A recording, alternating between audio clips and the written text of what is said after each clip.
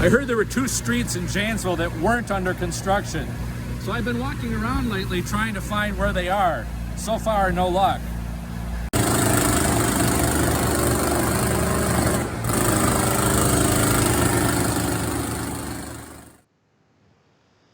Mostly I've seen signs like these, the dreaded detour sign. A year ago we couldn't go anywhere. Now it's hard going from point A to point B.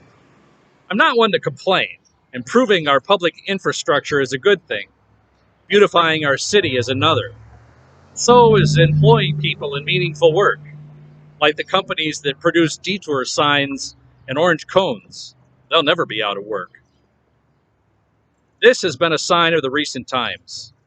A funny thing happens on the way to the future or the grocery store. We encounter detours. There's a county road east of Janesville that's been under construction for a couple of years. I take that road to Chicago, a frequent destination. My smartphone is smart enough to know the shortest way there, but it's not smart enough to know that there's a detour. And so I find myself driving miles out of the way. Why does this upset me? Not because I don't enjoy the scenery of a different road, but that it took longer because I hadn't planned for it. Detours are so common that Tony Evans, a pastor, has written a book simply called Detours. And he says, we would never plan chaos and detours into our lives on purpose. And yet that seems to be the way of life. I'm sure you can remember taking a detour that ended up being more interesting than your original route. I remember one time taking a detour on my way south out of Asheville, North Carolina, that led me to one of the most beautiful, hilly, winding roads I had ever seen. But in that case, I was on vacation. I didn't mind the detour because I wasn't marking time. The key might be allowing time for the inevitable detours, your career path, your relationships, your prayers being answered. Evans suggests that detours are good things that often feel bad.